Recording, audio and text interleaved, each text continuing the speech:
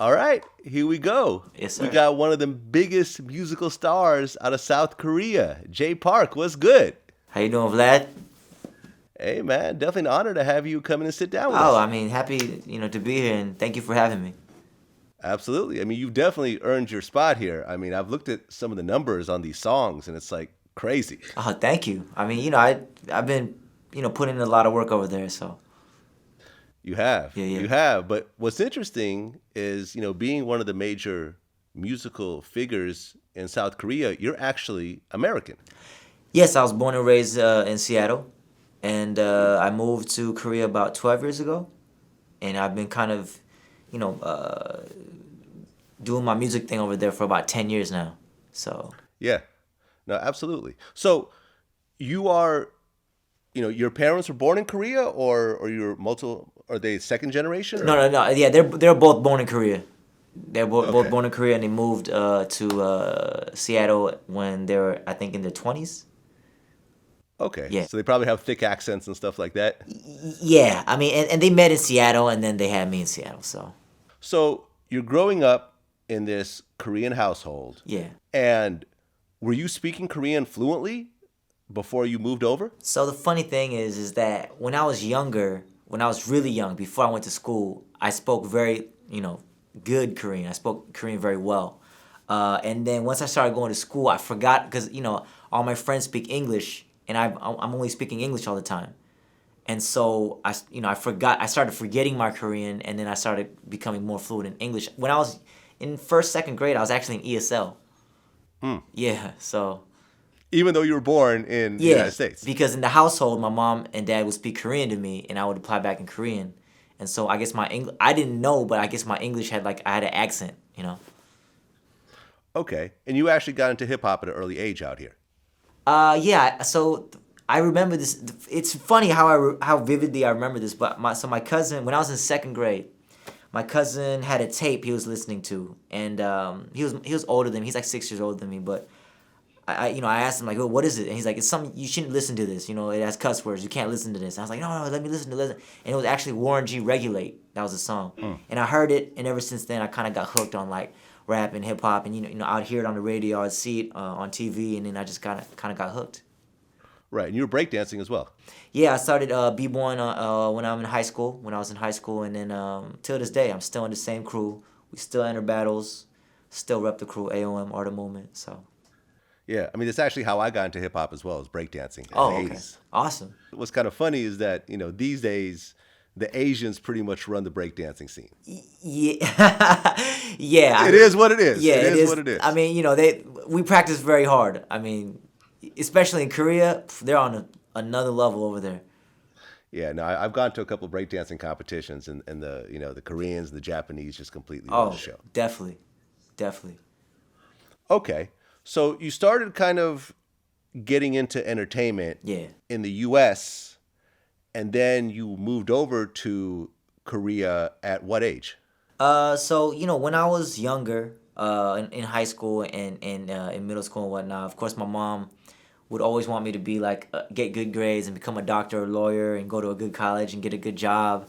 And she kind of saw that wasn't happening because I was skipping school and breakdancing in the hallways and whatnot. And I would rap a little bit, but not trying to become a rapper, just for fun. And so they were holding auditions in Seattle. And at that time, my mom was just like, all right, he's not getting good grades. Let's see where he stands in terms of this, dance rap thing. And then so I went and auditioned. I got casted, and then they told me to come on, if come to Korea and be a part of this boy band.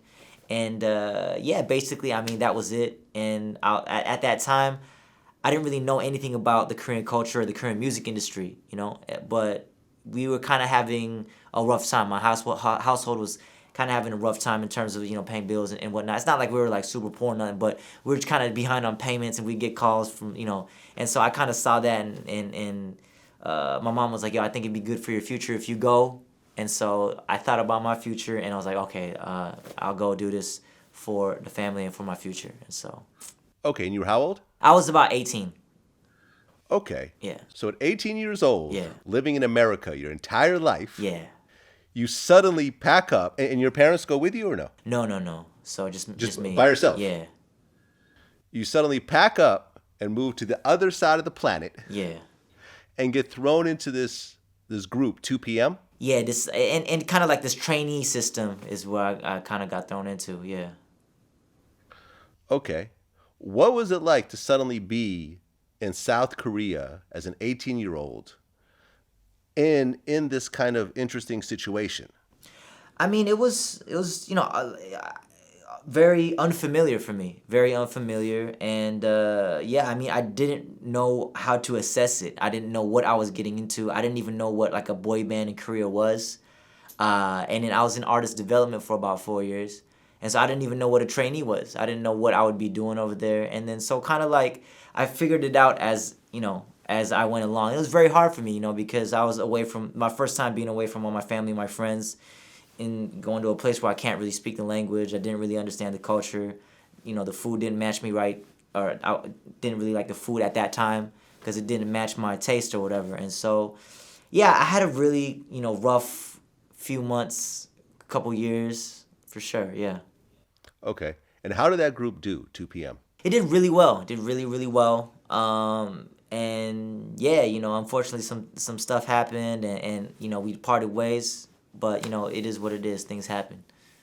So Okay. So what was it like suddenly going from someone who's aspiring to do music to now you're actually doing it? so, but the funny thing is that I never aspired to do music. That was one of the things that's kind of tripped me out. Like when I was younger, it wasn't my dream to become like a singer or a rapper, especially one in Korea, just because I couldn't speak the language. But I had kind of had this opportunity in front of me, and I took advantage of it. Basically, I didn't take it for granted. I worked my ass off. I was rehearsing every day. I was in the gym every day. I took it very seriously. I didn't take it for granted. I wanted to make sure that I didn't look whack as a person, and we didn't look whack as a group, and we represented our people in the right way. So Well, I guess in Korea, in this type of system with the musical groups, it's extremely strict, very strict. Yeah, right? yeah. Yeah, it's not like here where kind of artists do whatever and they're always on TMZ and messing up and whatever else. It's actually very kind of monitored and strict, right? Definitely, yeah. You end up on TMZ one time over there, and you're done for about a year or so. Uh, yeah, so very strict, very monitored. Very kind of like you got to really watch what you say, what you put up on social media, what you wear, who you're around. What you're doing. Basic like everything. In terms of just music and everything is very kind of caged in, very boxed in. So in the group idol world. Yeah. And I guess you're not allowed to date while you're in that group. Yeah, I mean you're not supposed to, but I'm pretty sure everybody does. It's kind of how you I mean, not date. That doesn't really make sense. yeah, I mean, how is that rule even really set up? Just because like it's like you're not supposed to get distracted. You're supposed to keep your eye on the prize, and so everybody kind of dates in secret.